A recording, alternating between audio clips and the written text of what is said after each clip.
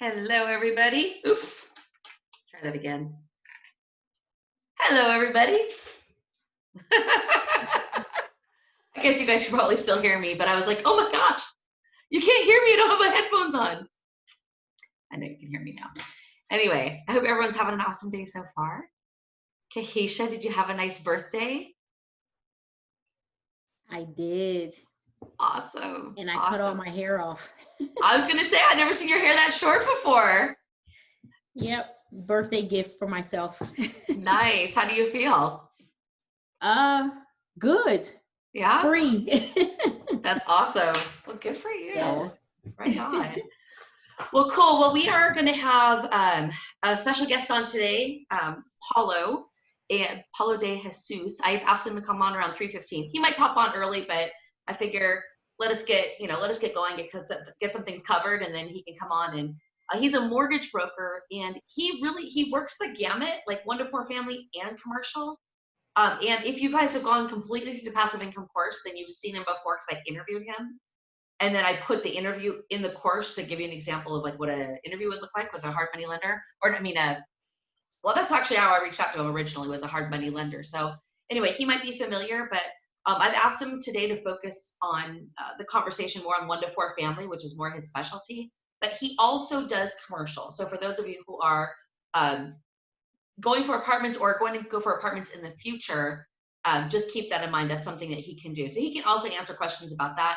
I just didn't ask him to talk too much about it today because, we'll focus it more on the 1 to 4 family.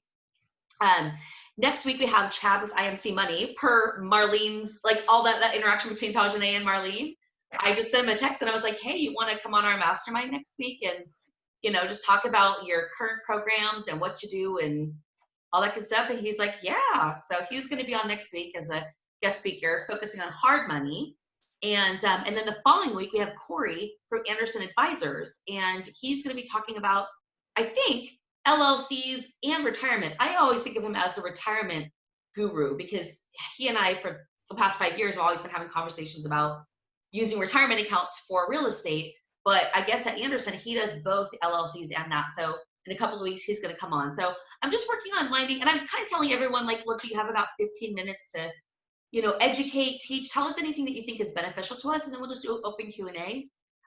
So, not to take up a ton of time, but just to bring in some outside people for you guys to talk to, and especially if you have fear around talking to any of these people, sometimes just me having a conversation and them talking takes some of the mystery away from it so that you can be freed up to just go for it and make the call. So, or it's another person that you can potentially use if their services line up with what you need and if the prices are good and all that.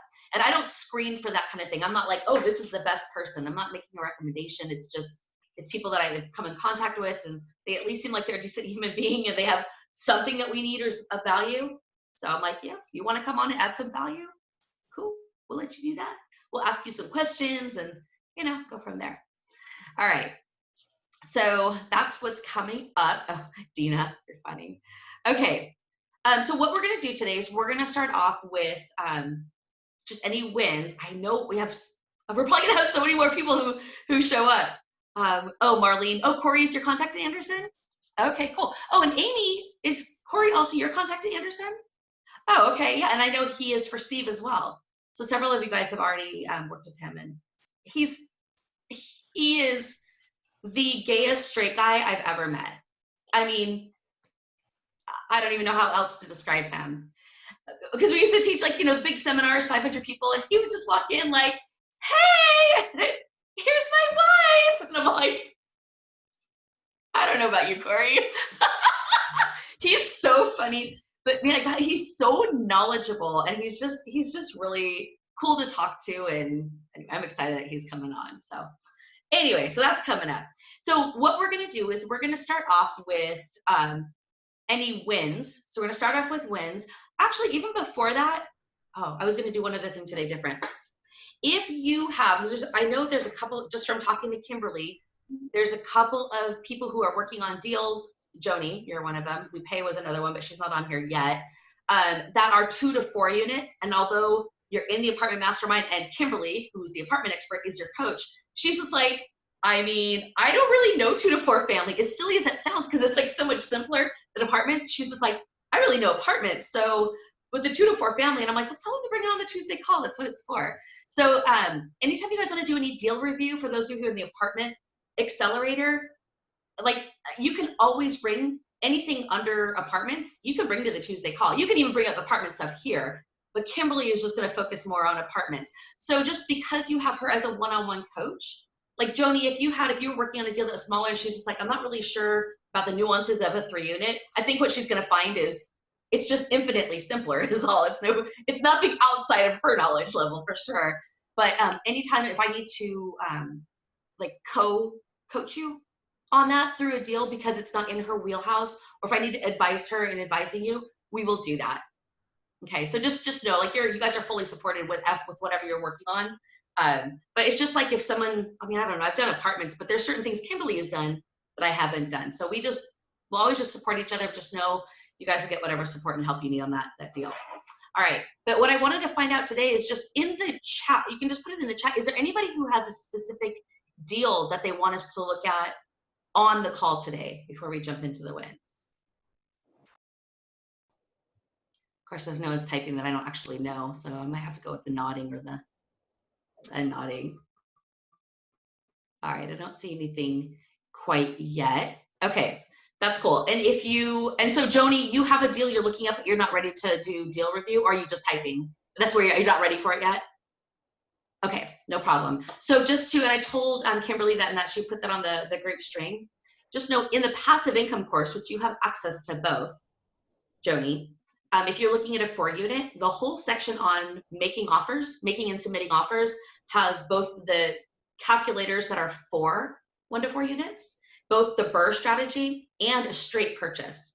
So I have both strategies, different calculators, because just like with the apartment course, different strategy, and videos, not only just laying down the foundation of education so you understand what you're doing and looking at, but also videos on how to use the calculator. So if you haven't seen that yet, I want you to know that that's in there and watch that. That's probably going to at least get you 80% there. And then we can coach you through the pieces that you're unclear about. Well, what I'm unclear about now, the property was totally renovated. It's vacant, but it's basically brand new. It's renovated but vacant, and it's 4 units? Yeah, the guy just finished, and before he put tenants in it, he listed it. Okay, interesting. Still just. Okay, I've seen that. I've seen that a lot with duplexes. Mm-hmm. But the difference is because a duplex can also be sold as a primary residence. So can a 4-plex, but it's not.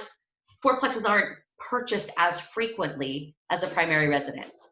Except Kara, who she'll be a little bit late today, but Kara is buying a 4-plex as a personal residence and is going to rent out the other 3. But generally speaking, if you're putting a property in a market, a 4-unit, you're not trying to sell it as an owner occupant, right? It's to an investor. So it's a little bit odd that they would list it.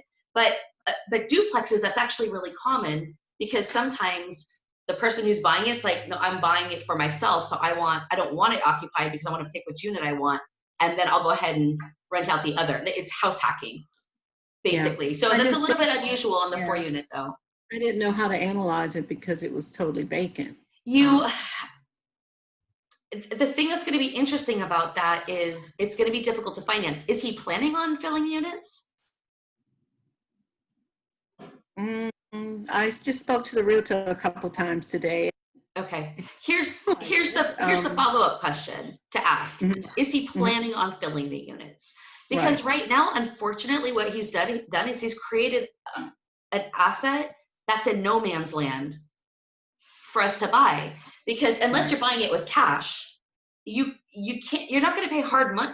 You're not going to use a hard money lender because you would spend so much money on the financing. And unless you need that to do the renovation and you couldn't get a conventional loan, that's when it makes sense because you need the money for renovation. Bank won't finance it. So cool, we take it to a hard money lender, but it's not a fixer, right? It's already fixed and you can't go get a conventional loan on it. I shouldn't say you can't. If you have enough income, you could, but it's going to be hard to qualify. That's all. Because usually they look at the income and they say, okay, well, at least you have all this income coming in. So if you could make the mortgage payment out of your work money, your work income, that's fine. You have 4 tenants in there, but you have no tenants. So it's a tough one. I just ask if he's planning on filling it. And if so, I just put it on hold because it's Yeah, I falling think into no they'll man's leave land it. unless you can buy it cash. Yeah. He told me they have like 8 to 10 offers on it right now. Okay, let them have it, Joni. They can Yeah. have it. Mhm. It's just, it's not an ideal place to land. Either buy it performing because you're immediately walking into cash flow, or buy it as a limping dog so that you can fix it and then get the equity, like earn the equity from, coordinating the rehab and everything. And Okay. then the financing is a lot more straightforward because if you're buying it performing, okay, you put your down payment, you get your conventional loan. That's all there is to it. It's simple. And if you're buying it as a fixer, that's also simple. You're getting a hard money loan, fixing it up, getting it tenanted, and then refinancing it into conventional financing. But if he's got 8 to 10 offers on it already, they can have it. That's a tricky thing because, like, how do you really know what it's gonna rent for? And I don't know. That's just an odd one. I don't know why he wouldn't already start filling those units. Yeah. For a fourplex, but Okay. anyway, but go ahead and inquire because it keeps you engaged, keeps you in the game. It keeps the realtor knowing that you're serious, and you could share these thoughts with her. You could say, that's a little bit unusual in my experience. Anything that I say, guys, you can now say in my experience, or you can say is in our experience. That's true because it's between us. It is our experience. And just saying in our experience, it's unusual for a 4-unit to not have any tenants, and I think it's going to be very difficult to get it financed. I could see that with a duplex maybe, but that's a little bit weird. I think it's just not quite a fit. Let's keep looking, and that way, but it keeps you in the game, keeps you engaged. And the more you keep looking at deals and stuff, that your comfort level is going to keep getting higher and higher and higher. Yeah. Okay. Yeah, but go ahead and go through so that you know how to analyze it. Go ahead and go into the passive income course, into the making and submitting offers section. It's down quite a way. And watch those videos because you'll get a lot of clarity, and it's a lot simpler than the apartment side. So it might be a nice break. I saw you freak out about the deal that Kimberly sent out. I didn't even look at it. Yeah. Some kind of big monster deal. No. It's all good. But yeah, that might be a good starting place just to get you some practice with that analyzing. Now, there's another property I'm looking at. It's 2. They're selling it as an 8-unit, but it's 2 4-plexes. Do you analyze each as a 4-plex, or do you?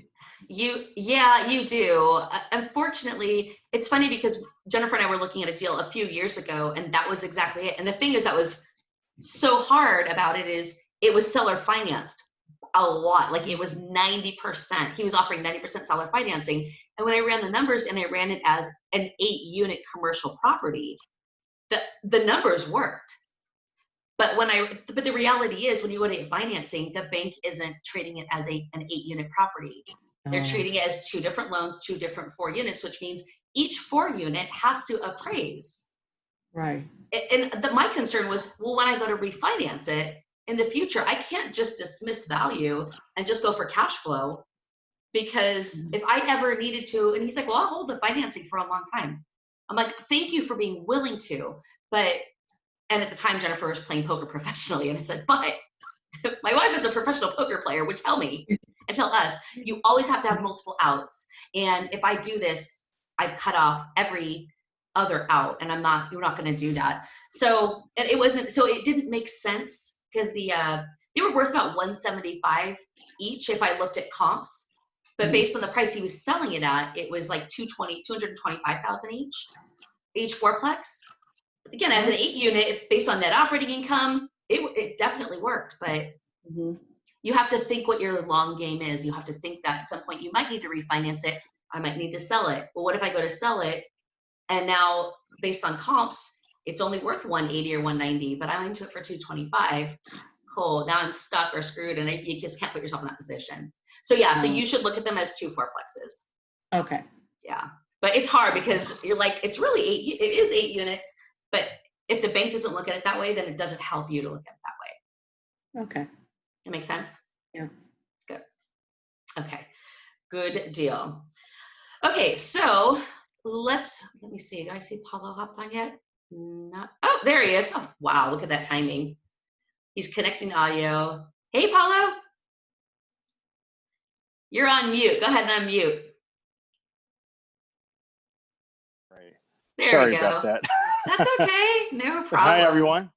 How are you? I'm going to put you on speaker view. Oh, I realized if I put it on speaker view, does that change it for all of you? Or does it just change it for me?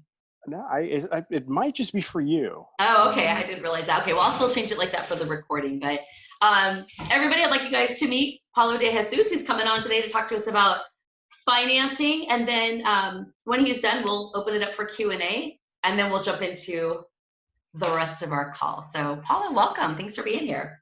Sure. Pleasure's all mine. I appreciate the opportunity. Any way to add value to the team.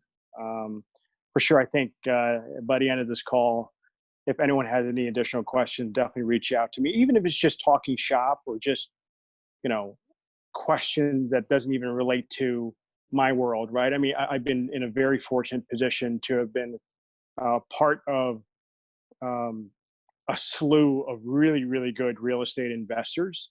So even if it's things to get creative, right? I mean, definitely use me as a resource as well. So anything I can do to add value, that's what I'm here to do. Awesome, thank you. Why don't we start, Paulo, with, I know you do both commercial and residential financing. You broker out the commercial, you do the residential. Talk to us a little bit about some of the common loans that you're seeing out there. So the focus of our group is passive income, right? It's either doing like the BRRRR strategy or buying rentals. So although there's probably several people in this group, including me, who either do or have flipped or wholesale, our focus is really on passive cash flow. So we can kind of keep the conversation in that direction, and just tell us like what's out there right now and what's realistic, what can we expect, and what does it look like to work with you in something like that. Sure, absolutely. So obviously the cost of capital is a little bit tighter than normal due to COVID-19, right? Things are starting to kind of normalize, but not really. It's still fairly expensive compared to where it once was prior to COVID-19 really hitting the US. I think that happened roughly around, March, April. It started to kind of take a hit, so to speak, right? But we've been in a very fortunate position to have a unique capital structure, right? Where most lenders, when they're lending, they're really taking a pool of investors and then they're taking that money and they're funding deals. Well, with us, we've been in a very fortunate position. We're Temple View Capital, we're probably the largest institutional lender that you've never heard of, right?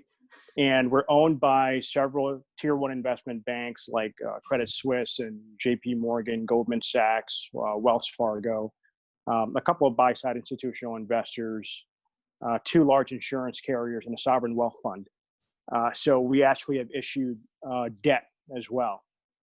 And our investors and holders, we are what we would call a closed-ended fund. So when COVID-19 hit, what happened to really the marketplace where, there's institutional lenders, they're totally dependent on the secondary market. So what they do is they take a bunch of money, they depend on the secondary market to purchase the notes, right? Well, when the investment community felt that it was a lot of risk to take on to purchase notes, they wanted to just hoard cash, so to speak, they exited the secondary market. So a lot of these investors, they couldn't sell the debt to those investors. Well, for us, our investors and holders are part of a closed-ended fund. So they're kind of committed, and they had no choice but to stay along the ride with us. They couldn't pull out their capital. So that put us in a very, very good position. And so the reason why we were able to do that is because of the credibility of the executive team. They've been doing this, and they've had a very, very deep relationship with the equity and debt capital markets. That's how we've been able to kind of put ourselves in this very, very good position. And the underwriting team is very, very good. So we're not just going to, lend recklessly compared to what other lenders would do. So we have a lot of checking the boxes that investors would need to fit, whether it's, FICO score. For me to do a purchase and rehab, I need a minimum of 660 on the credit score. I can work with no experienced investors, right? But it gets really interesting if you have any combination of verifiable track record of 5 deals, meaning a fix and flip and or rentals under your belt. The reason why I'm looking for 5, all of a sudden I can fund 90% of the purchase price, okay, and fund 100% of the rehab. And with 5 track records that's verifiable, I can actually advance the rehab draw schedule instead of being on a reimbursement draw schedule. The rest of the marketplace is currently on a reimbursement draw schedule. And what that simply means is that they have to have the right funds just to get the project going with a contractor, right?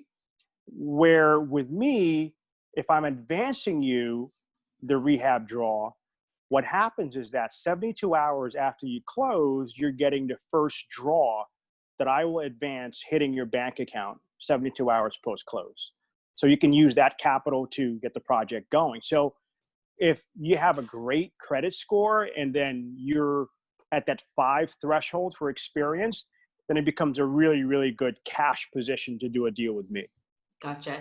So Paulo, just so you have background, it's, yep. I mean, not that it's impossible that someone here has 5+ deals, but this Sure. is not probably an environment where people might have 1 or 2 getting started, Yep. but it's unlikely we're there. So I don't want to focus too much on that, but it is really good to know, just so that you guys can all see too.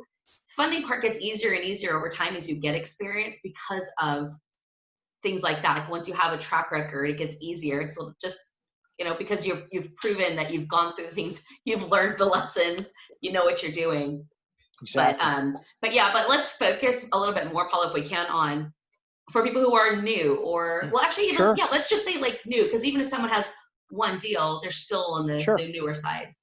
So let me also talk a little bit about the fact that I can escrow the interest payments as well, right? So, and that goes with folks with 0 experience, just even the rookies that are newbies, so to speak, right? So that's valuable simply because once you close with me, you don't know, you really no longer have to make an interest payment, right? You're just now focused on making sure the project is completed. 1 less check you have to cut in the end of the month or in the beginning of the month, because, you know, I'm escrowing the interest payments into the loans from, in essence, rolling it up into the loan program. So very, very favorable terms. What I would suggest though, and again, this is just a rule of thumb, what I've seen across the marketplace, right? Ideally, and I don't know if you would agree with this or not, but ideally for me, I would prefer to have someone who has enough on their war chest to actually self-fund the rehab. Not to say that you would do it and use the entire thing for the rehab, but that's for contingencies and just in case stuff happens, right? But you're still definitely leveraging my program because I'm funding the rehab at 100%. So it's definitely very good to do that. But if you don't go with me, if you decide to go with some other lender, maybe a bank, for instance, they're going to put you on a reimbursement draw. And what happens during reimbursement draws is that when you finish the first phase, sometimes these lenders, they'll send someone out there and they'll check the box just to inspect the project to ensure that phase 1 is completed. They'll say, yeah, but you know what? That repair wasn't done properly. I can't really check off of that. And all of a sudden, if you're expecting, whatever, $12,000 to be reimbursed, you're only going to get $9,000 reimbursed. Uh-oh, wait a minute. If you were operating a very, very tight ship, that puts you in a bind, because if your second draw based on a contract with a contractor requires for $12,000 as a second, advance, they won't move forward until you have that full $12,000, right? So that's why, again, I would prefer to see someone with enough in their war chest to actually self-fund the rehab. So in instances like that, where the lender doesn't reimburse you for the entire amount because of whatever reason that the inspector disagrees with what's being done, you have enough in your war chest to keep things going. It's important to keep things on track, because if you don't keep things on track, the deal becomes less profitable for you. Less equity is getting taken away with each passing month. Obviously, once you've completed it, I would prefer to have a tenant in place. Not sure about the other lenders in the marketplace, but for me, I can do a cash out refi into a traditional rental financing program. I need about, I'll be able to do about 70% LTV. If it's just a rate and term with no cash out, or just a traditional refinance out of a hard money loan, then I can do it at 75% LTV. Now, the rental programs that I've got, they're really, really awesome. I've got the traditional ARM products, right? I've got a 3-in-1 ARM, 5-in-1 ARM, 7-in-1 ARM, 10-in-1 ARM. And then I've got a 30-year fix. And I have a really interesting 30-year product, which is a 10-year interest only. Again, cash flow, right? So it's a 10-year interest only, no balloon, and it automatically rolls over into a 20-year fix. So that's a 30-year product. It's a DSCR-based product, so it's a debt service coverage ratio product. We're looking for a minimum of 1.25x. What that simply means is that, for instance, your mortgage payment plus your insurance plus your taxes plus your HOA each month is roughly $100. Well, if I'm looking for a 1.25x, that means that I'm looking for a rental income of $125 if your monthly commitments are $100. That's what that simply means. So, Paulo, you talked about, that you can fund 100% of the rehab. If it is a rehab project or the BRRRR strategy, how much of the purchase are you funding? So it depends. It depends on three things, right? It depends on a person's FICO score or credit score. It depends on their experience, and it depends on the profitability of the deal. Okay. But typically for someone with no experience, I'm funding the purchase at 75%. So meaning you'd have to come up with 25% down payment, but I'm funding the rehab at 100%. For someone who's new, I'll escrow the interest payments, but I won't do an advancement rehab draw schedule. I'll do a reimbursement draw schedule. Once you hit 5 as a track record, again, that's where you'll be at 90% of the purchase and then 100% of the rehab and escrowing interest payments. Plus I'm now advancing you the rehab draw schedule. Okay. Okay, cool. Thank you, Paulo, for kind of laying some foundation. Before Sure. Paulo hops off the call, does anyone have any questions they want to ask about any deals you're looking at, or just questions in general about the funding that they offer or have available?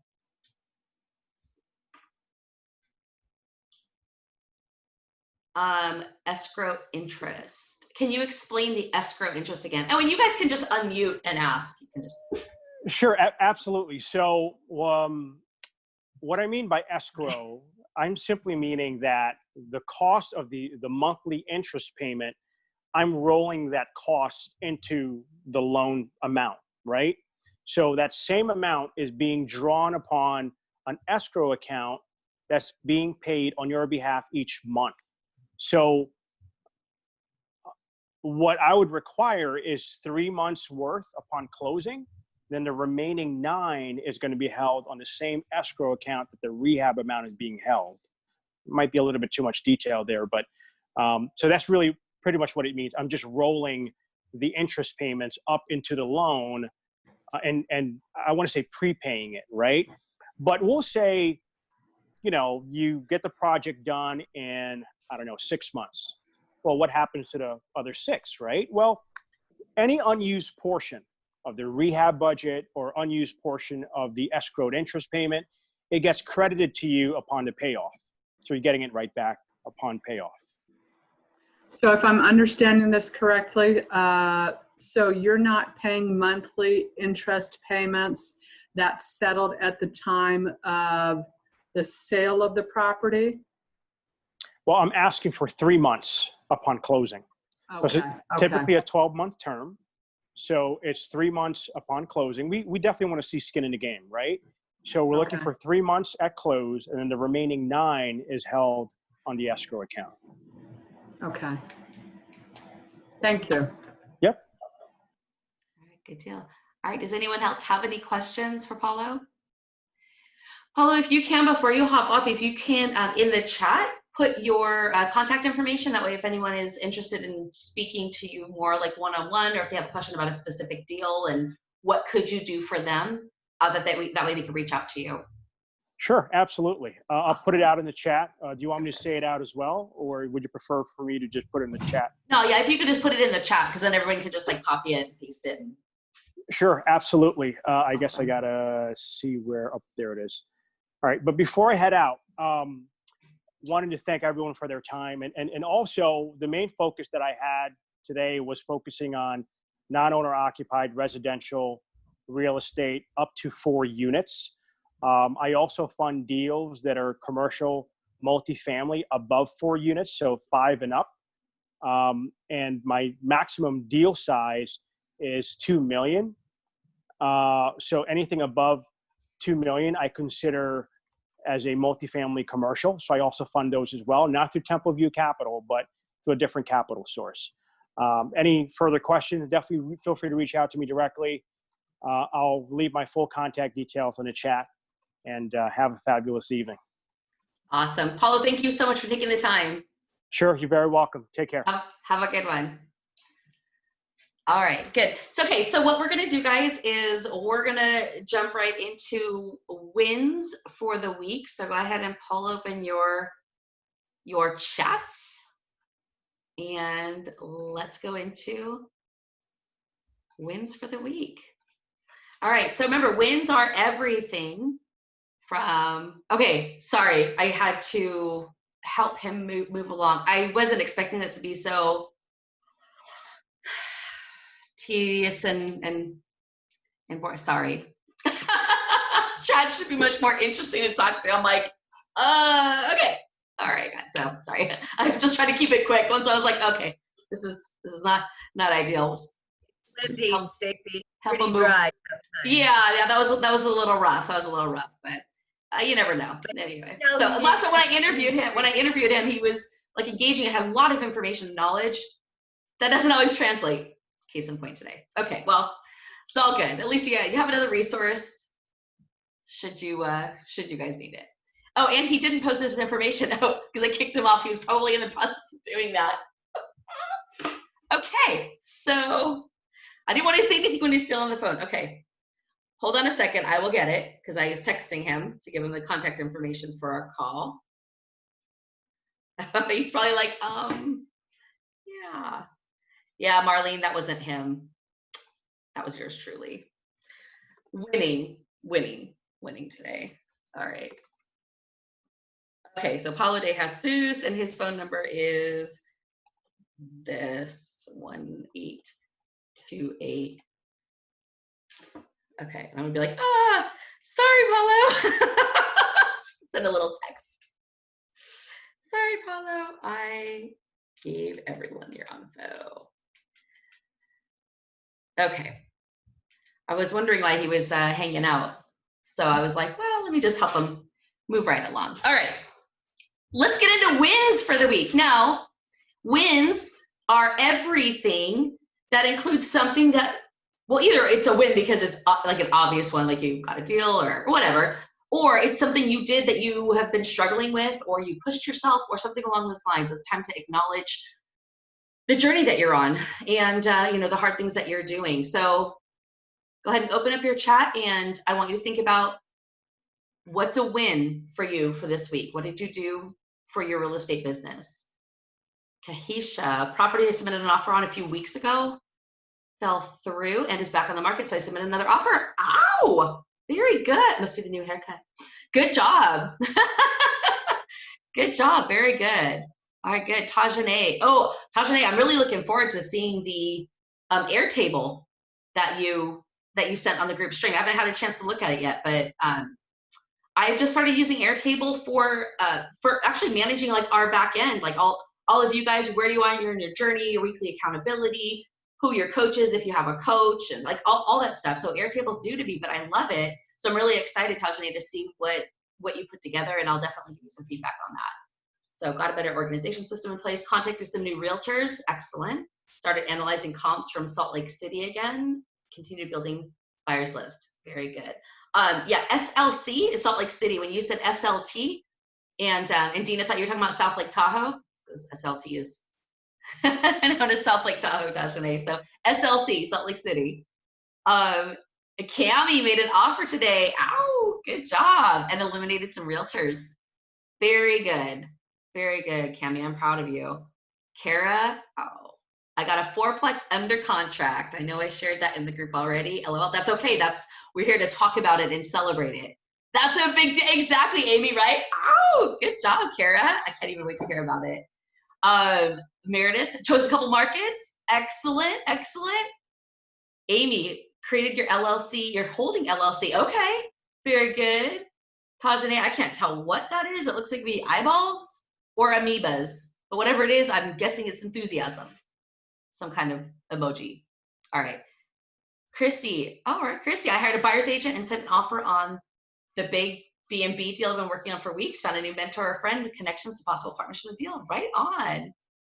That's so awesome. I read back through that and left with my mistake. I didn't even see your mistake. Oh, we're talking about South Lake Tahoe, SLT. All right, cool. Awesome job, guys. Okay, so I would like, Cami, would you be willing to share a little bit about the journey? Because last week we had the mastermind call, but then the next day we had our coaching call, right? And we just got to kind of remove some blocks for you. Mm-hmm. You step powerfully into the place that you are meant. Can you just do you mind just sharing a little bit about that journey and where you've gotten to and what you are accepting and what you are no longer accepting, and just share that with us? Well, I just had I felt like a major roadblock with realtors. I made offers or attempted to make many offers and get information on many properties that I couldn't get information on, or the realtor was just too slow in getting back to me, and they all sold. So it just got real deflating and frustrating. And I took me a little break for like a couple weeks. I mean, I was still doing stuff a little bit here and there, but I kind of just lost my pizzazz because it was just exhausting trying to get a hold of people who obviously didn't think I was serious, but I was.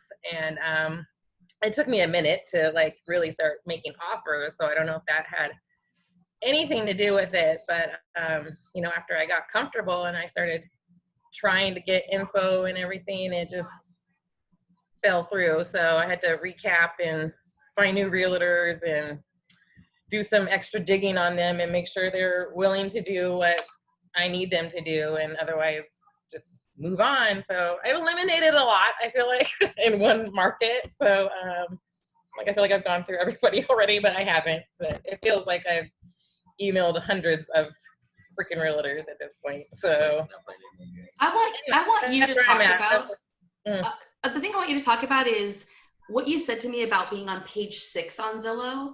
Oh yeah. And that what you were ready for. I think I'm gonna ditch these things. I feel like I'm just making my ears sweat. So I guess like in Stacy's videos, you know, she teaches like when we were first starting off to kind of start like page 4, page 5, and that's where I started. And I realized they suck. So I moved up to page 1 and page 2 on the realtor list. But why were you able to do that? Because Why did that become possible? Well, I was way more comfortable talking to them, and now I'm just ready to move. So now I'm dealing with people who are just ready to move and aren't gonna sit there and dilly-dally. So I guess I'm not sure if that's. Feel as intimidated. And I don't feel as intimidated talking to them either. So not that I having a problem talking, but you know, knowing what I'm talking about is a lot different than just talking. So it really is, and everybody here is at a different part of their journey. And one of the things that's super common, especially if you're a high achiever, and many times the people that come into a real estate mastermind like this, like you tend to be like a go-getter, a high achiever in life, like you go for it. Then all of a sudden you're stepping into this place and you don't know what you're talking about. you are scared they're going to ask you a question that reveals that you don't know what you're talking about. So we have an ego, but it's also just scary. And the only way to get through that is to take the reps and get on the phone and make the calls and let them ask the questions you don't know the answer to, and do your best, or write down the answer and say, hey, let me check with my partner on that. Come and check with me, and then you get back to them and to go through that process. And I think sometimes you don't realize the progress you're making because you're in it. But Cami, when you started on page 6, the whole point of doing that is because they're safer, because they're not as experienced. They're probably not going to ask you the hard questions. Like, you don't go to page 1 until you're ready to throw down. And you're like, yeah, let's talk. I'm doing deals. Let's go. So I just want to acknowledge that it's a big deal that you took enough reps, even though they frustrated the heck out of you and they weren't being responsive the way you needed them to be. That's not always the case with page 6 people, by the way. It's just, but that was the case for you. Many realtors out there, my bad, y'all. We're not trying to save it in Swim's field. It's not that, but I just want to acknowledge, like, for you to go to page 1, those are the top producers in the market. Yeah. And so you got to be ready. And the fact that you took enough reps with the ones that were driving you nuts, that you were willing to go to page 1 and go for it, it's a big deal. And I just want you to acknowledge that, because you don't have a deal yet that's done. You're like, but the journey is what gets you there. Your ability to say clearly and concisely, this is what I need, this is what I want. And for the people that you fired, basically, for you to say, this is what is not acceptable to me anymore, and to make those decisions and let them go, that's a big deal. Like, you are moving along as an investor. And now it's just the repetition of making the offers, which you are stepping into now. You made the offer on the short sale. Yep. And now it's just, you got to start making them. Yeah. More. Yeah. So the thing I wanted to just share with everyone, based on Cami's deal, Cami submitted an offer on a short sale. And the thing that I told her was, I don't know how many of you know this, so I'm just going to tell everyone, since it was just Cami and I talking back and forth, because I'm her one-on-one coach.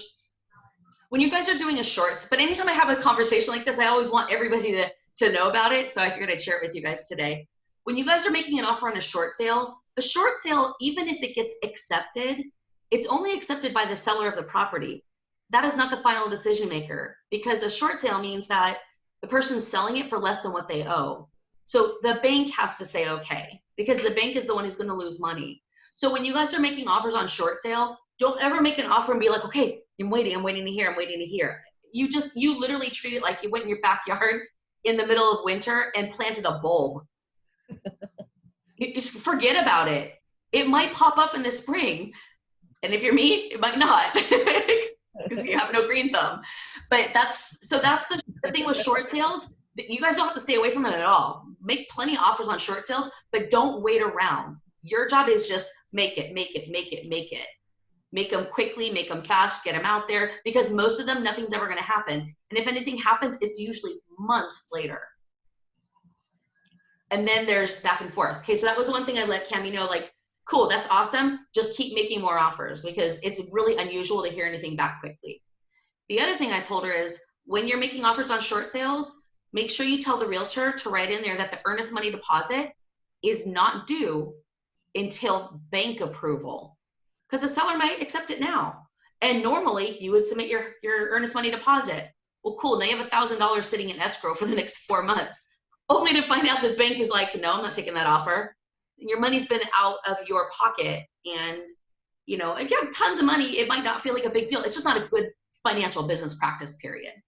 Okay, so if you're doing short sales, make sure you tell them to write in there, earnest money deposit. And I believe this verbiage is in one of the scripts files in the passive income course. Okay, the other piece of it is that the inspection period doesn't start, although I think that's always the case, but the inspection period doesn't start until bank approval. Because why are you going to go inspect the property now when you aren't going to hear whether it's been approved for 3 or 4 months? The inspection would be just a waste of money. You just have lost money on that. Okay, so those are the 2 things that are different about a short sale. Other than that, we don't really analyze it any differently. Same kind of thing. All right, but earnest money deposit is due upon bank approval, not seller's approval. Keep your money in your pocket. And the thing is also, by the time they accept, if they accept it, technically you're not in contract anymore anyway. They can't hold you to it, because at the time there was some amount of time that the offer was good for. Like, it's good for, you know, until Friday at 5 p.m. they don't pay any attention to that. It's Friday at 5 p.m. 4 months from now. They're like, okay, we accept. So just so that you know, you are not bound by that because they are out of contract. At that point, it's up to you to go back, reevaluate the deal, make sure it still makes sense, and you're in the driver's seat. Does that make sense about short sales? We don't really talk a lot about it because they don't typically come up, but it did come up for Cammie. So I wanted to take a minute to educate you guys about that.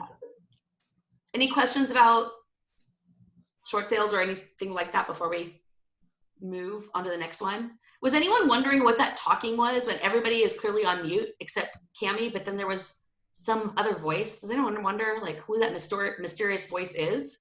We don't even see the shoulder today. Normally we at least see a shoulder next to Cammie. We call it Leroy's shoulder. Oh, I'm sorry. There it is. There it is. I'm here. Oh, I know you're there. I was just wondering if Yeah. anyone else was wondering, where's that talking coming from? I know your shoulder was there. I figured the rest of you was attached to it. Peter Pan shadow. Awesome. I love it. I love it. You guys are doing great. Cammie, you keep pressing forward. The other thing that I told Cammie last week is because she was going to have to go back and have some hard conversations with realtors who had not performed. Frankly, they said they would do it and they hadn't. And she was deciding, do I keep working with them or do I cut them loose? And I said, give them one last chance and say, look, I know that she's not working at a super high price point right now, but Cammie's eventually doing apartments. Like next year, her goal is to do apartments. So I told her, go back to them and say, look, I have lost X number of deals now because I have sent you an offer that you've not written up. This is only the first deal. My plan is to do 3, 4, 5 deals like this year and then move into apartments. So if you want to continue being my realtor, then what I need from you is to submit the offer when I send it to you. And if not, it's cool, then just tell me. But I can't have that happen ever again. I can't handle losing another deal just because we didn't get our offer in when I did send it. And I'm gonna yell at the wrong time one of these days. Just yell at the wrong realtor because it wasn't even their fault. I'm just yell at somebody.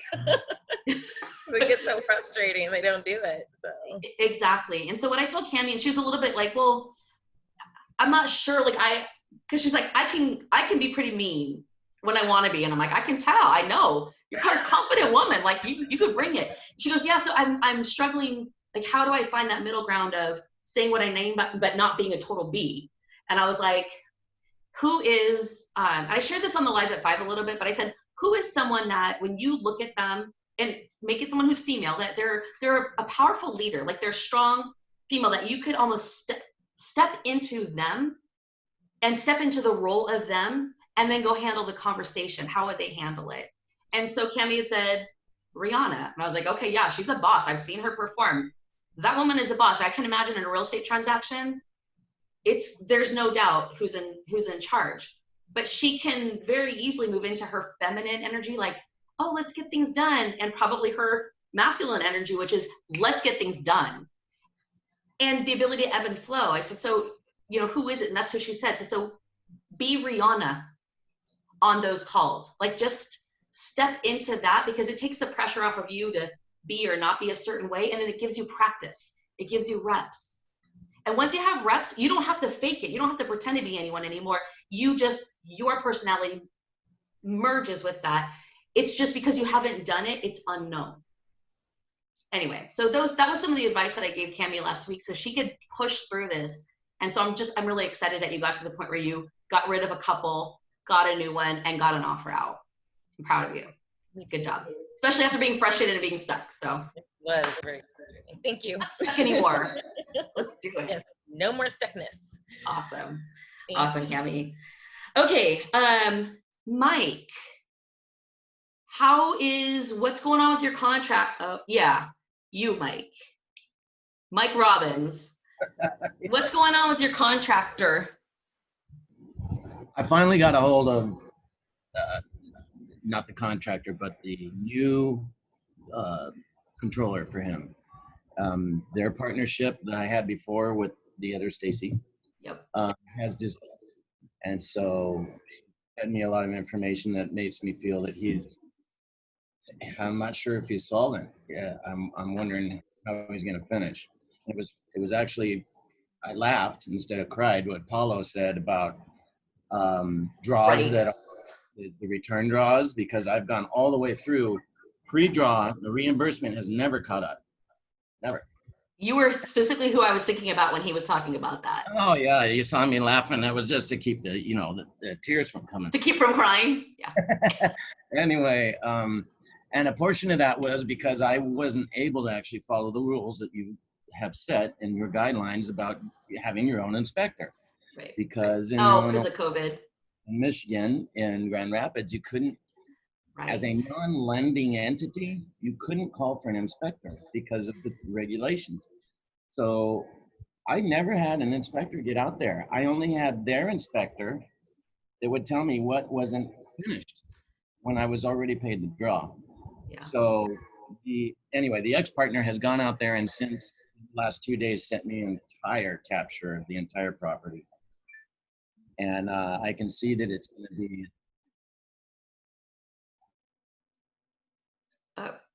minimum of 2 more weeks. My new liaison there, and he went out and made a list of what needs to be done. Have I locked up on you? You good? You did for a second, but it caught up. You're good. So list of what needs to be done, and they promised to get on it. And we have some interior, the floors, appliances are already there, not in, and then the siding. And I'm pretty much wrapped up. So I'm just crossing my finger I can keep in this time of the market in Michigan where I can still get it listed and quick sold. Do you have a plan, or does the contractor have a plan, or the controller, whoever you're talking to, have a day-by-day plan on how to pull this across the finish line? He's making one Okay. as we spoke of on Monday, and I will be contacting him tomorrow Okay. to have my own copy of it and do it day by day. Yeah. Okay. Okay. Just be super on top of that, because 2 weeks can become 6 weeks in a nanosecond. So just stay on their 6 about it. Be the Right. squeaky wheel. It's the time for that based on that situation. And unlike Paolo's program, I am paying monthly. So Yeah, it's I more did like common. that his program, and that you have that up front, and then the rest is wrapped into the rehab portion of it. Yeah, So the time is money, as they say at this point. truly. All right. Mhm. Well, cool. I was curious. I hadn't heard back from you after we talked last week, so I was like, oh, Amanda, I wonder what happened. Okay, Thanks. good. Well, just keep us updated on how things are going, but just don't let off. Yeah, I will. Just don't let off the gas on that one, Thank you. because you want to be in prime season. You want to still be in prime season when you list it. So, For sure. all right, cool, very good. Kara, tell us about your deal. Hi. So I know a lot of the investing that people do in this group is more at a distance, that you teach people to do it, all across the country. So you're not limited geographically. But this one's actually going to be an owner occupied, so it's a little different. Yeah. However, I haven't actually seen the property in person. I used a realtor to do that, and she did videos and walkthrough and everything. Okay. So you practice being remote, Yeah. even though it was It's local? it's 2 hours away, so it wasn't super convenient up there. Also, I'd gone up there to look at a duplex not far from this one, and when she sent me the video of it, it looked amazing. And then we looked in person, it wasn't nearly as good. So shocking. But I think, yeah, we've had that experience. You look at a house online and it looks really nice, and then you can see the square footage, but then you see it in person, and you're like, this looks like half the size. Like, I don't know how they made this house even look nice. Whatever. It's still the same house, but the color's different. It's just weird. So we looked at a different one that was $15,000 less, and I'd driven by it when I went and looked at the duplex, because I wanted I preferred a 4-unit over a 2-unit, just because the cash flow usually is better. Yeah. But that one, I could already tell there was issues, and even though it was $15,000 less, it needs updating. I can already tell there's going to be issues with the tenants. So when she did like the video walkthrough, one of the tenants had a sign on his door telling people off, and he happened to be outside his unit when we drove by, and he was just like glaring at people. So you could already tell. Wow. The tenants in that building were very standoffish. This one, even though it was $15,000 more, it's much better maintained. I wish it had some of the features the other one does, but it is what it is. And much nicer condition, much better maintenance.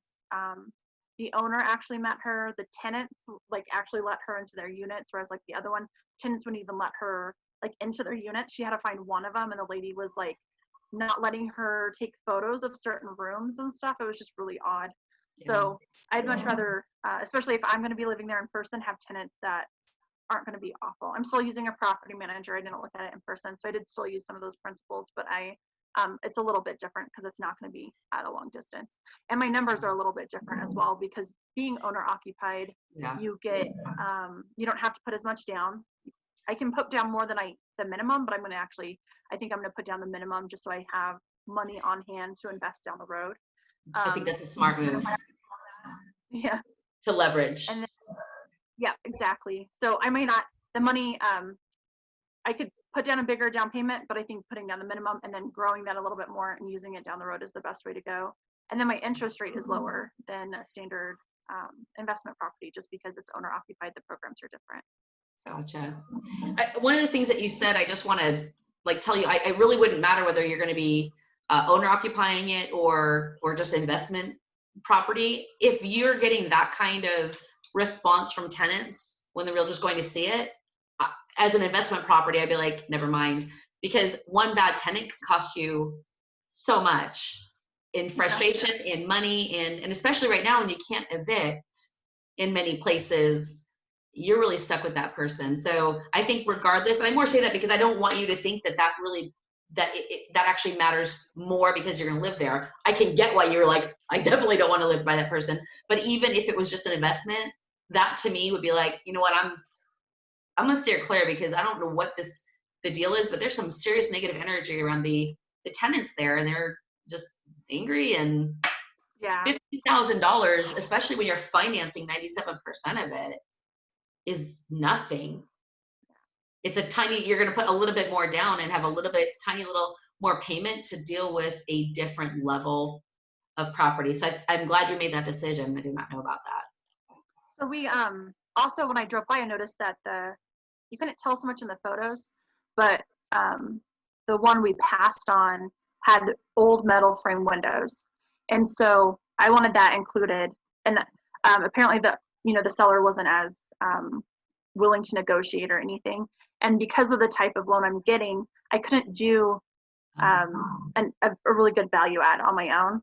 Yeah. So it had to meet certain standards. And in order to get it to those standards, it's actually $1,000 more than the one in good condition.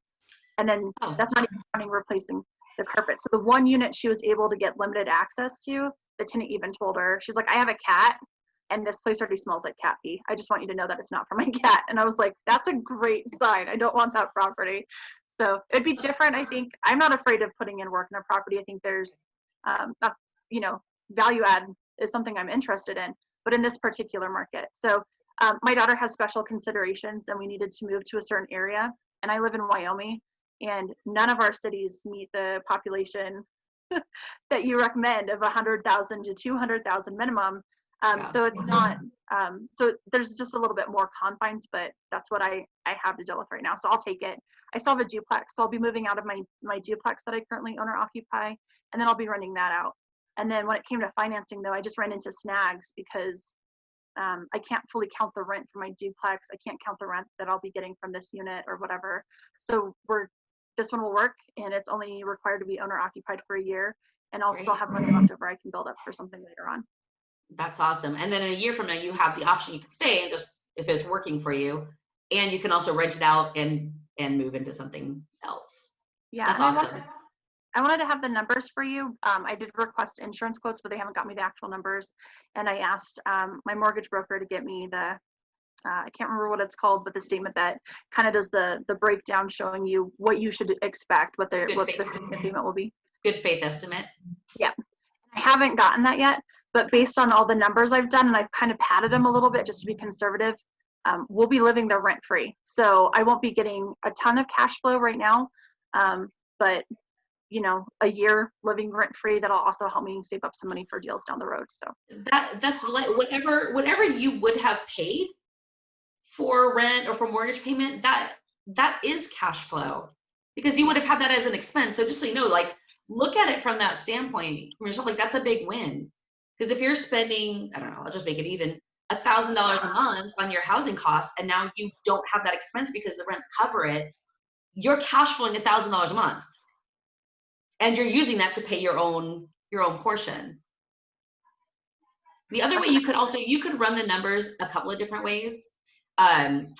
You could also run it almost like as a triplex, and just run it like that, like the 3 rents. Maybe that's how you're already running it. You can and should also run it as a 4-plex for when you're not in it, based on the market rents, to see what the numbers are going to look like. But you should run it both ways. That way you can see like what is it going to perform now, which it sounds like you have, and then also what is it going to perform when when I'm not living there and have it completely as an investment property with this kick butt interest rate. So my realtor ran the cap rate and it came back at 10% with it fully being occupied. When I ran it, I did pretty conservative numbers though, and I included property management and stuff she might not have, and I came up with 7.36 with me not living there and 4.91 with me living there. So okay, gotcha. It gives me play and it gives me freedom in the future. And like I said, I needed to be in a certain area, so I'd much rather my down payment is actually a year's worth of rent. So I'd much rather own a building than pay rent somewhere else and pay the same amount. So yeah. Well, great job, Kara. So as far as due diligence, did you watch all the videos on due diligence last night? Yeah, I watched most of them. I was there's still a couple on the apartment side that I know it's a 4-plex and it's not technically an apartment, but we had talked about it'd be good practice to look at. So absolutely, I think 1 or 2 of those still left to do. Okay, good. So do you have an inspection scheduled?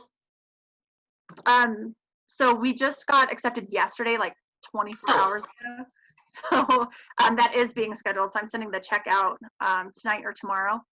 But she's getting that on the book. She just doesn't know when it's going to be. This one, we don't close for 5 weeks because I have a single family that I'd used as a rental that the numbers just didn't work out right.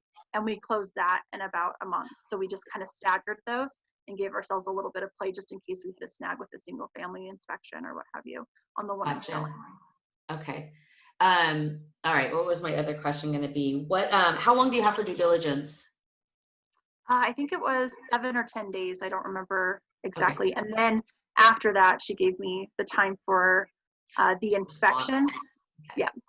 And I think she actually added a clause in there for like any reason. So even after that, I have an easy out just in case. So. Okay, good. And are you getting copies of the leases? Yes, and I don't have those yet. So that's okay.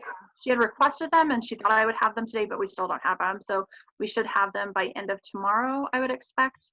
And then if not, then I know like to start getting on stuff. So I think the main reason I wanted to have you watch the due diligence on the apartment side, because since you have access to that course, is just for the order of the due diligence. Like do the financial due diligence before you have the inspector go out, because the inspector on a 4-unit's not cheap. Right? It's not going to be only a couple $100. So you just want to finish the financial due diligence first, like do the lease audit, make sure that everything matches up and looks okay. Do a market rent survey and just make sure that you know if a tenant moved out and you had to fill it, you know what you could fill it for. Just double check on that. And you've already run the financial, so I'm not worried about that. But just do those things first before you pay for the inspection, just in case something isn't. Because the worst thing in the world, and I just know from doing it when I was new, is to go spend a bunch of money on an inspection and you get the information back and then you do the financial due diligence next and you find something that kills it and you realize I could have found that out for free and I just wasted X amount of dollars. Yeah. Okay. No, that sounds good. Thank you. Yeah, no problem. And then you're meeting with Damon tomorrow? He was able to move around? Okay, cool. I believe so. Yeah. Wednesday. Yeah, tomorrow. Okay, good. Well, keep us in the loop on how everything goes. And Kara, trust me, the reason I asked you to tell everyone in the group is like that first deal, especially when everyone's in the mastermind, just getting to know each other, that first deal when you get it is, it's exciting and stuff for you, but it's exciting for everybody to get to follow along your journey with you. And what are you learning and what are you looking at and what's happening? And it really makes everybody learn. So please feel free to share like everything along the way with like in the group stream, because it's fun for everyone to get to follow your journey. And everybody learns things from the deal you're going through, and and it's fun to be able to root you on. So good job. Can I share something that I learned? Because I did see your interview with Steve and I know how it is where you learn so much, you forget what you didn't know before. Yes, So absolutely. I have rental properties, but my first one was a single family. I lived in it, and then we had to move, and it just made sense to rent it out for a while. And then I bought a duplex, but nobody lived here. So then in watching your videos and stuff, I didn't realize that when I buy a rental property that I get prorated rent. So on this one, we closed towards the end of the month. It's not going to make a big difference, but I was like, oh, that's really nice. I wouldn't have thought to ask about that or make sure that it was listed in my documents, because I've never gotten that before, even though I've bought a multifamily before. Oh. So Interesting.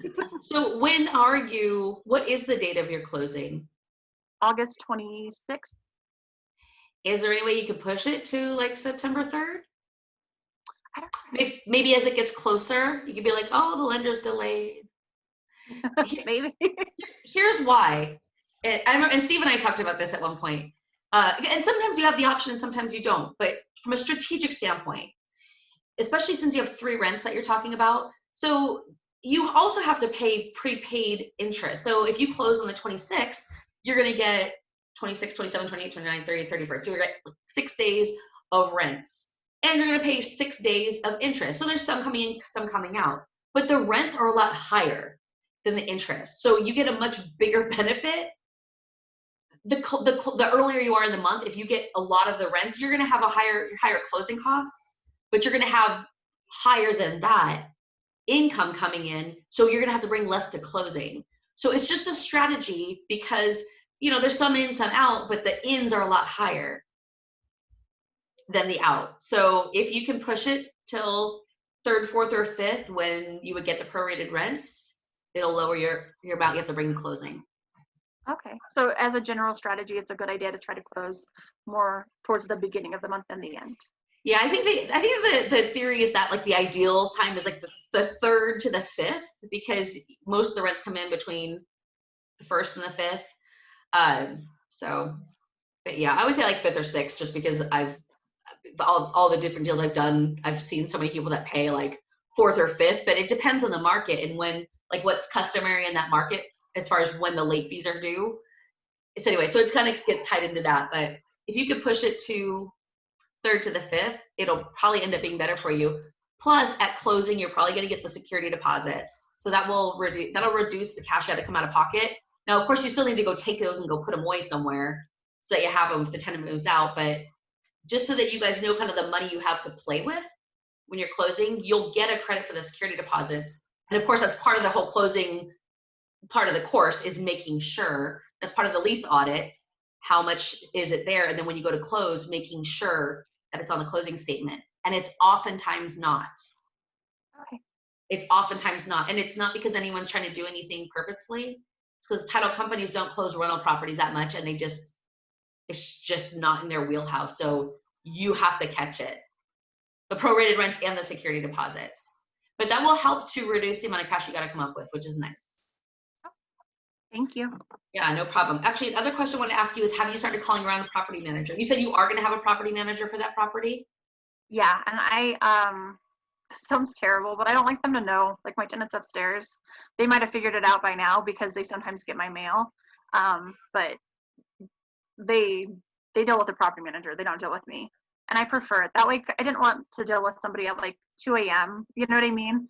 And I don't know. It just makes it a little bit easier, I feel like. So when I did interview a property manager earlier, and I really think that she's probably going to be the one, but just for my due diligence, I'm going to interview a couple more. But they do rent collected, 10%, that kind of thing. So Okay. pretty standard with the property managers I've used before. But I've interviewed other ones before in different markets, and I really liked this one. She probably was one of the better ones that made a good first impression, and she definitely knew her stuff, and she was good, and she has really good reviews. So a lot of times what I've noticed when you deal with property managers is you can't really let like a Yelp rating or a Google rating influence you that much, because sometimes they have to evict people. Their job is to be the bad guys a lot of times. Right. That's true. Reviews, I want somebody who's going to be fair to my tenants, but at the same time, I also know that I can't just look at other tenants' reviews and expect them all to be really great. But they were the highest rated on all the ratings too, so they're likely who I'm going to go with. But I'm going to wait until I get some more. And of course, I don't I don't own the property outright yet. So it's not like I can sign a contract with her right now. Yeah, I was just curious if you'd started working on it. And just so you know, it doesn't sound terrible. I don't want to deal with my tenants either. I know how to. I don't want, even when I owned my property management company, I had partners in the business and I'm like, I'll run the business. I'll deal with the landlords. I'll do the marketing. I'll do all the systems. I'll do the software. I'll do everything. Don't make me talk to the tenants. Yeah. No, I don't want to hear about your toilet or your mouse or whatever thing that's going to gross me out, or I don't want to hear it. I don't want to deal with it. So there's nothing wrong with that. And frankly, if you're talking to an attorney, they would tell you that you're smart for not allowing them to know that you're the owner. That is an asset protection move. None of my tenants will ever know who the owner of the property is. It's owned by an LLC. They're not, I mean, and I know that you have to buy it in your personal name because of that, but like, there's no reason to put a flag up about it at all. Kahisha, you've been working on trying to get a property manager, right, in place for the same reason, because she's been managing her own properties for a while, and she's just like, I'm just done. Since 2007. Since 2000, I'm just tired. I just felt like, I mean, I can't afford to let somebody live in my property and not pay rent. I'm not financially at that place. Yeah. But I personally would have a hard time evicting somebody, especially if they had children. I know personally I would have a really struggle with that. And so I just knew it was better to like set it up for somebody else, and documentation and paperwork, keeping paperwork in order. I really appreciate your course because you talk about organizing and things. I struggle with that so much. So it's so much better. At the end of the year, I get a statement. I can take it. I tried doing my own taxes for a while. Now I don't even do that. You know what I mean? But just from like an organization standpoint, and just knowing that I would have a really hard time, even if it's blatant, they're clearly not paying their rent. They're doing whatever they're not supposed to be doing. If they had a kid, it would break my heart. I would feel awful to be the one that has to actually like file that paperwork or whatever. So I just knew I needed that buffer there. And I really appreciate what they do, but it's not what I want to do. So. Yeah, and that's good. You play to your strengths. I have the same problem. Like, it would be really easy to get me on excuses, which I can't have access to them. They can't have access to me because we just can't do it. So anyway, but it's just also better for you. It's better for you for people not to know what you own. Yeah. We have people sometimes who say, well, how many units do you own? Where do you own them? I'm like, let me give you a lesson in asset protection 101. I don't know anything. I own nothing. Yeah. Obviously I have control over properties that are through LLCs that I may or may not have ownership in, but I will never tell anyone, oh yeah, this is what I own. Cool. Let me just raise red flag. Sue me. I have stuff. So just know there's nothing wrong with it, and it's smart. It's a better move. I didn't know this when I was early as an investor, but over time I started realizing you kind of have a bullseye when you flaunt, hey, I own all this stuff, and to your tenants, and then they're like, ooh, cool, I might be a little slip and fall here. So that's a smart move, Kara. No matter what, that's a smart move. And you know where we get really great deals sometimes is from burned out landlords who deal with their own property management. You should like, yes. Because it wears you out. It does, which is why I'm looking for one, and I have been since you and I met, Stacey. But Kara, I agree, to a certain degree as far as if they had kids. I've been dealing with this person. She just moved there last September and started being late in November. So, and she has a son that's a year younger than mine, and I let her move there because of special needs for him. But I've noticed that she's taken my kindness for weakness. And so because of that, which is why I'm filing, because I've given her time to, even with the pandemic going, I've tried to set up numerous payment arrangements, and she just made a payment on Friday since her last payment in April. So, at some point it's just like, if you don't care about your child having a roof over their head, then don't expect me to either, because you're doing everything else that you want to do, but you need a roof over your head. That should be priority. So, yeah. But anyway, that's my little 2 cents. So at some point you get frustrated, that you're being taken advantage of. And I hope you didn't take that as me saying like, you shouldn't do, like in that situation. I was just saying, I know that I would have to do the same thing, and I would just prefer somebody else have to do it. Well, and that's why I'm looking, because I'm tired of dealing with the calls, the maintenance calls, all that stuff. You know, I've had them for so long, and this is the worst tenant I've had in 12 years. I've had 2 tenants in my properties for since 2007 until this one just moved in September, and she is the worst. And the other ones were Section 8, and this one isn't.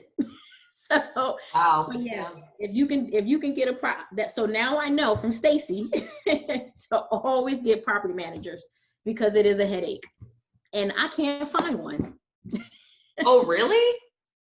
Wow. Yes, I'm in Jersey. My properties are in Jersey, and I would think Philadelphia will be, have a numerous amount of them, and all the ones that I've called, they don't service that area, or they're not taking on new clients. Interesting. So yes. All right. Well, good. Well, Kara, it sounds like everything's good. Just keep us updated on that. And it sounds like you're doing all the right things. So, and congratulations on taking action and making stuff happen. Super exciting. All right. Okay. So after we started going, let me see. Marlene and Brad reviewed more deals, found more investors. Okay. You're starting to find investors who are interested in investing in you with apartments?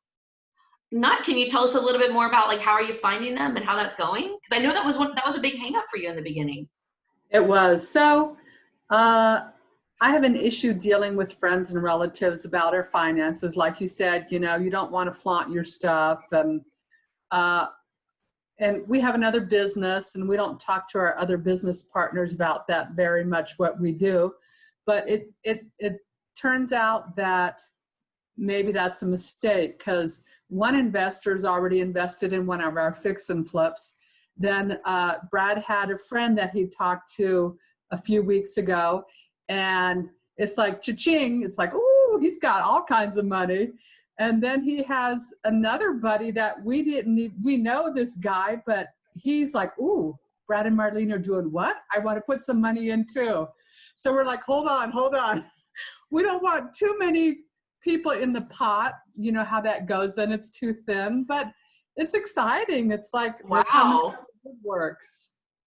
It's just funny because that was your biggest, I remember when you were trying to decide whether to do one-on-one with Kimberly, and you're like, my biggest thing is I'm scared. I don't know where we're going to get the money. And it didn't come like immediately. Like, you had to work through that and mindset and then do the actions. I'm so, does Kimberly know about this? I don't think so. Oh my gosh, I can't even wait for you to tell her. What's funny, so one of the guys said he's getting money from his mom and dad, and we talked to him last week, this guy, and Brad has not heard back yet what his dad said. So Brad's like, chop, chop, dude, we want to know what's going on. You get money from your dad or not? He's pushing That's awesome. hard. Which is easier to do when you have other people who've indicated interest. Correct. Because you're like, I don't care either way, just let me know, because we have 2 other people who said it, and we talked to you first, or whatever the story is. Right. I am so proud of you, and I'm so excited for you. Yeah, Brad's doing it all. He's a hustler, Yeah, I know. I know. Oh God, that's phenomenal. Good job, guys. Thank you. I love it. All right, cool. So I want to just give you guys a couple of quick updates for some of our mastermind people who are not on the call. Because like Battelle. So Battelle, everybody knows she has a 9-unit under contract in Florida. So she's not here today. She's flying out to Florida to do the physical due diligence. So she's been doing the financial due diligence. We've been, on the phone at night doing through a calculator and everything. So she's flying out to meet with the seller in person to finalize the details of the seller financing. So, and I'm going to hop on the call with her as her partner while they have that conversation. So that'll be fun to like update you. I don't know if she's going to be able to be on the call on Thursday because that's the day of the inspection. So if not, then I'll just, I'll update you guys next week on, or if she's here, she can update you. But so that's what's happening. And she's doing walkthrough for every unit. I had advised her, I'm just showing you what I shared with her because I had told her one-on-one and I want to share with you guys. I told her when you're there, since she's the one doing the walkthrough with her contractor, I said, it's only 9 units. I want you to videotape every unit because that is a true value add. She's upgrading every single unit. I said, when you go in and walk the units, turn your camera on, get the unit number on the door, and then do the walkthrough, because it's all going to get jumbled. Like, you can't keep track of all that information. So get the unit number, be talking through the notes, and then when you're done, go ahead and download all that into like Google or Google Drive, so that you have it. Because now what she has to do now is she has to create a rehab plan. So she's got to create a rehab plan, and she has to decide she's not going to rehab all 9 units. There's 4 units that are already occupied with people who are week by week. And so I said, don't get rid of those tenants, because those 4 tenants will almost pay the entire mortgage. So while you're rehabbing, you're not making a lot of money right away, but at least you're not coming out of pocket $7,000 a month for the mortgage. You got that covered mostly by those tenants. So leave those 4 in place, rehab the other 5, but you don't need to do all 5 at once. You could do 2 and then 3, or 3 and then 2. So the reason I was telling her to videotape it is so that she could then, with the contractor, be talking through the scope of work and make a financial decision based on, it doesn't matter because she already has the cash, but from a cash management standpoint, obviously if you can put less out of pocket up front, that's ideal. So you take the 2 units that maybe require the least amount of work or can get done the fastest, then she can get those online and get them rented out at the high, at the motel or Airbnb rate, and get cash flow coming in, and then do the other 2 units or 3 units, depending on, and get those online. So anyway, that was just some advice I'd given to her, like, document that with video, because she's being very strategic about how she's handling the actual value play part of this, to make sure that she's not coming out of pocket during it, that the property is at least paying for itself. And then any money she's putting into it is for the improvements. It's for the rehab. Anyway, so I wanted to share that with you guys, and I'll keep you updated on how that's going, because I've never done a hotel deal before, so I don't even know the specifics. So I'm kind of between Kimberly and I, we're going to coaching her through it, but she has a different piece of knowledge that we don't have, which is like the market rents and stuff like that. But anyway, it's an interesting deal. It's definitely a value add with good strategy, and it's not that big. Like, it's manageable. So I just figure you guys can learn along the way, those of you who are going to be doing value add projects at some point in the future. So I don't know if it's an option or not, but those cameras that do the 3D views of the room, like you see them do like the 3D tours, the Matterports, and there's another brand that's really common, they automatically measure everything. You can get your measurements in a room out of them.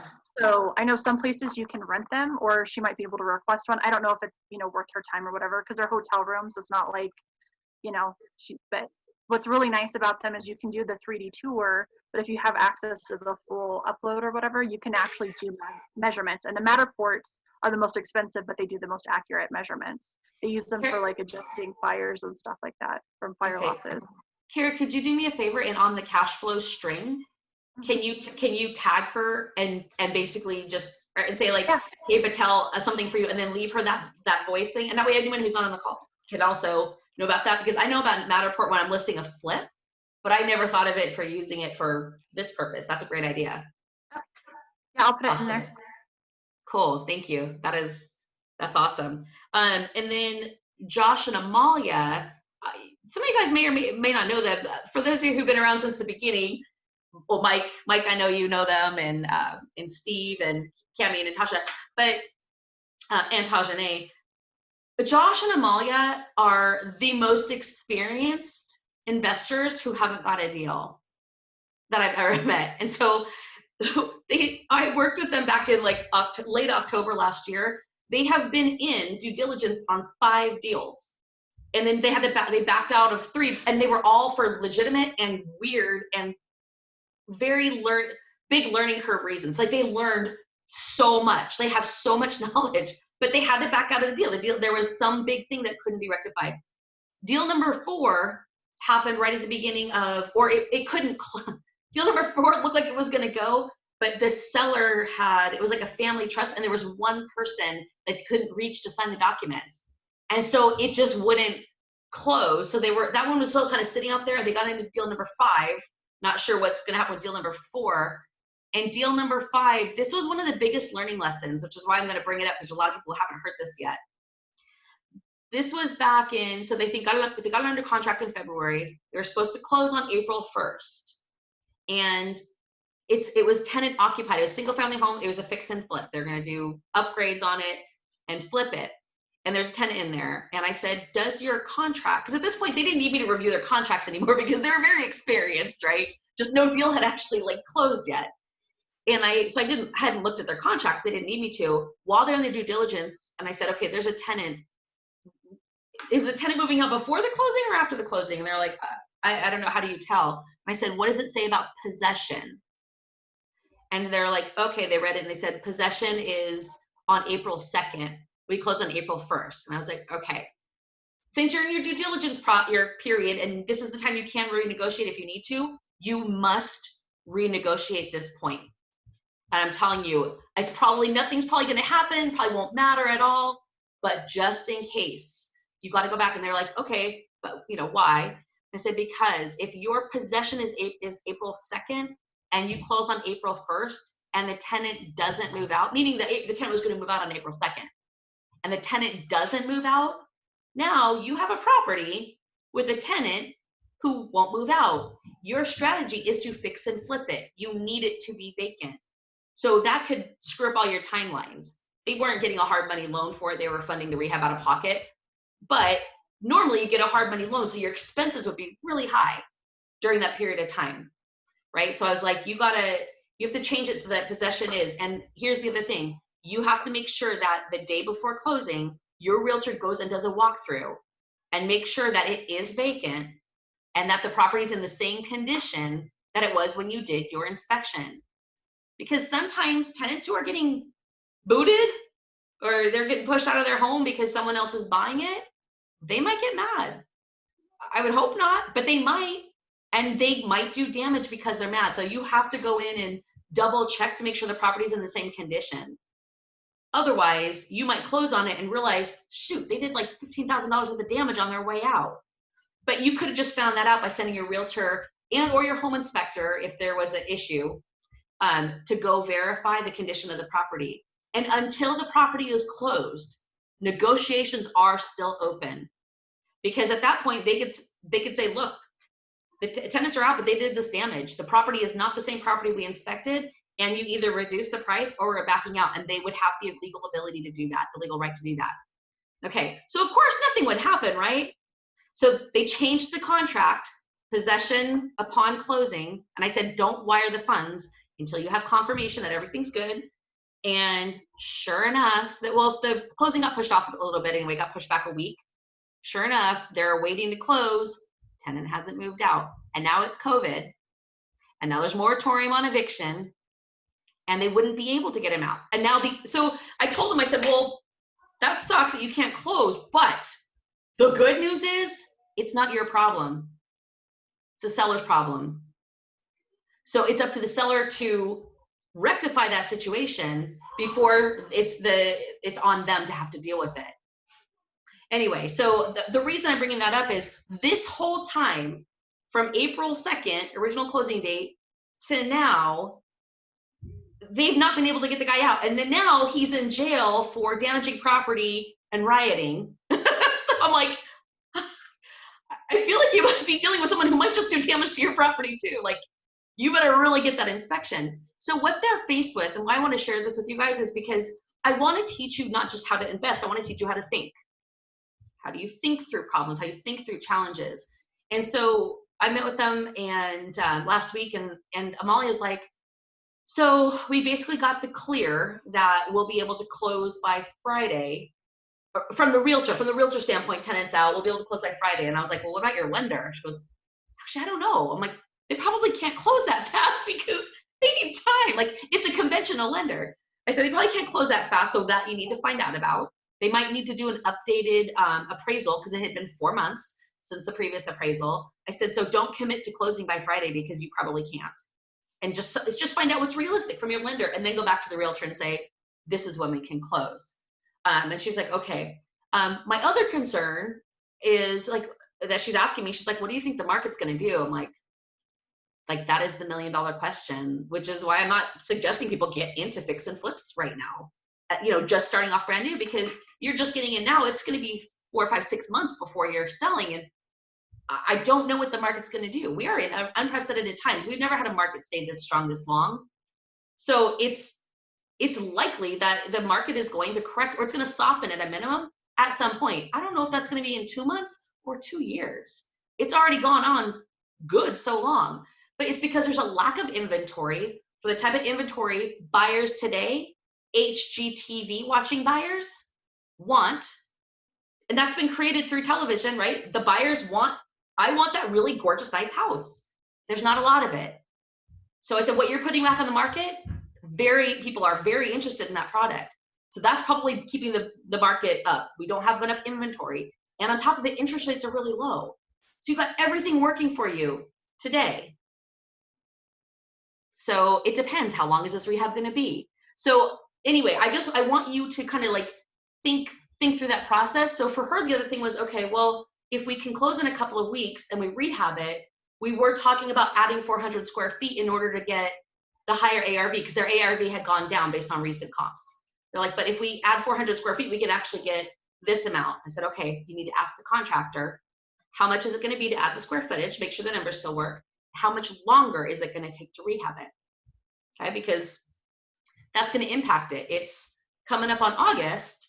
And if they are just starting the project in August and it takes 3 months because there's an addition, I don't know how long it was going to take, you're dropping yourself right into slow season. November, December, it's a slow, that's a hard time to sell a property, right? So she and I were just talking through that, and I was like, ask this question, ask that question, so you can make an informed decision. Well, she found out her contractor, he said it would take another 4 weeks.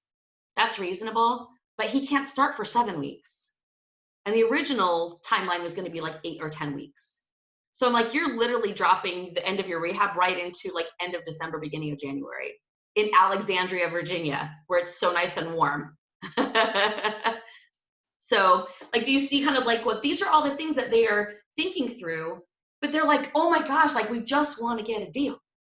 And they have so much knowledge because of how complicated all their deals that they ended up backing out of, how complicated they were. And then now, and she's like, I don't know what to do, if we should stay in this one or if we should back out. And I'm like, there's no answer, but here's all the pieces you need to consider.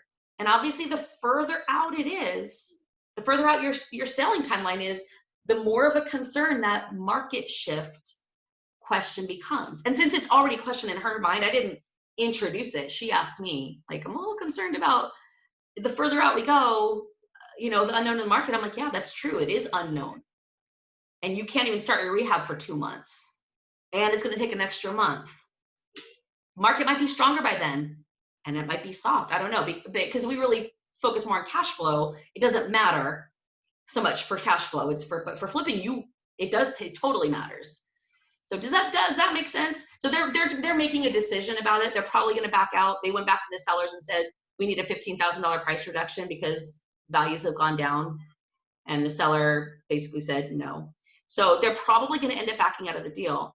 And they have the choice. They could have backed out of the deal way back then and just got into something else or got into rentals. But they were like, we're really busy with work, so we're just going to let it ride. And then whenever this thing happens with the tenant, we'll make a decision then. So that's why they just end up kind of taking a break for a few months. But anyway, so that's what's going on with their deal. They're probably gonna back out of it, and then most likely focus on maybe apartments or rentals. We'll see. But at some point, you might see them back on here because they used to come every single week. But then when there was nothing going on in their deal, there was not a reason to. So anyway, but it's that whole thing. All those learning things help them to be smarter, better in the future, and I want that for you guys as well. Just knowing how to think through those challenges. Anyway, that was the only other thing. Okay, so let me see. I see some notes over here. Let me look through real quick. Susanna, you asked the question. Oh, can I clarify what is the best day for closing? Yeah, best day for closing is usually going to be somewhere between like the 3rd and the 5th of the month, because at least in theory, like all the rents would have come in. And if you're closing on the 3rd of the month, so 3rd, 4th, 5th through the 31st, right? There's 27, 28 days of prorated rents that you would get. Oh yeah, the 3rd or the 5th, or somewhere in between there. It doesn't really matter what specific day. It's semantics at that point. It's just more the early part of the month. The reason I don't say the first is because a lot of times people don't pay on the first. They might pay on, you know, second or third. So, yeah. Okay. Okay. Tanya said I have to jump off. Kara made that mistake my first home, no final walkthrough, and there was damage from a storm a few days before closing that was not accounted for. Yeah. You only have to learn that lesson once, and then you always remember it. But for everyone who hasn't had that lesson, we don't really want you to have it. Just learn it from us and then not have to go through that. Okay, I think that was all the questions. All right, so before we, so what we're gonna do is just real quick, I wanna ask you guys whether you accomplished your goal, whatever goal you set for this past week. Did you accomplish it? So go into the chat, yes or no on did you reach your goals? And then I want you to put what are your goals for next week? What would you like to accomplish by next week by the time we meet again? You're putting it out into the public universe. Did you reach your goals this week? And what are your goals for next week?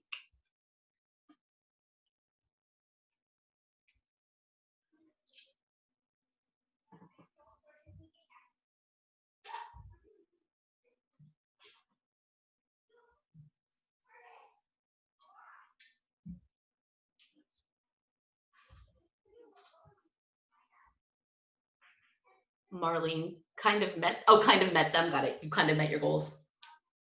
I went to like person, I was like, kind of met who? Oh, never mind, kind of met your goals. Got it, okay. Keisha, you were on vacation. Yeah, good, you gotta take vacation. Goals for next week, contact 3 more realtors, submit 5 offers. Kara, finish due diligence, select the property manager. Excellent. Joni, I reached 50% of your goals, okay. My goal for next week is to catch up on videos. Continue working on calculators and analyzing property. Yes. Cami, yes, I met my goals. Goal for next week is expand my markets, find more realtors. Excellent. All right. Anybody who has not put your goals in there, get them in there. Remember, it's not that I'm gonna look at this and be like, oh, I totally remember your goal and be like, I can't believe you didn't do it. It has nothing to do with that. It has to do with you making a decision about what you want to accomplish in your life and your business, and you actually typing it out. Something about that just makes it more real. And it helps you to go incrementally further. I have always gotten further in every business I've ever done when I've been part of a mastermind where I had to state what my goals were. And I really hate doing it. I'm doing it to you, but I will tell you, I hate when my mentors ask me my goals. I'm like, ah. But it works. You get further than you will otherwise. All right, nope, Natasha, nope, I've been extremely busy with other things, but I'm on the hunt for a multifamily property now, right on. Natasha, what happened with that one deal, that single family home that you were in due diligence on in Indiana? The owner, she just wanted too much. Okay. She wanted too much, and out. yeah, backed out because not only did she want too much, but there was a major foundation issue. So it wasn't something that was like fully disclosed. So after the contractor went there, it was like one side of the house was halfway fixed foundation and the other side wasn't, and too much work for me, too much convolution. So you cut it loose? Yep. Bye. All right. On the hunt for the multifamily property now? Yes, I'm going to talk about that on Thursday. Okay, awesome. Yep. Okay, very good. Steve, I will have started rehab on my other side of my duplex. Okay, by next week, I really want to find an apartment to put an LOI on. I imagine, Steve, you're probably dying that you haven't got to buy anything this week. So that makes sense. All right, good to know, good to know. Oh, there you are. Oh, you're in Jamaica, I see. Did all of you guys see the interview with Steve from last week? If anybody didn't see it, Steve, do you know, I was on YouTube last night looking for it because somebody had asked for it. And so I was looking for it. It said we had 6,200 views. Wow. I mean, our videos usually have like 8, 12. I was like, what the hell? 6,200? I don't even know what it's at now, but on the phone it said like a different number, like 2,000 something, but still even that would have shocked me. But on the computer, it said 6,200. That was last night. So your WWSD is going to be a thing. What would Steve do? 6,200 200 views. And I know like for like people who have big YouTube channels, that's nothing. But for us, we're like, oh my God, how did this many people see this video?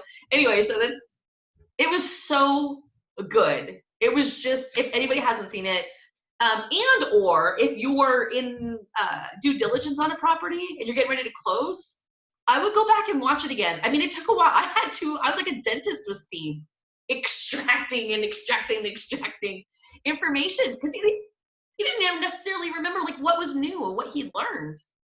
As an educator, I know what's new, but that was just, there was so much good information in there, Steve, and it was just awesome. So thank you for doing that. It's gonna be. It was fun. It was fun for me as well. All right, I'm looking forward to seeing you put your first LOI in on your first apartment building as well. Good stuff. And Marlene, find property, make an offer. Steve, you watched it multiple times. Maybe that's why we have 6,200 views. Just kidding.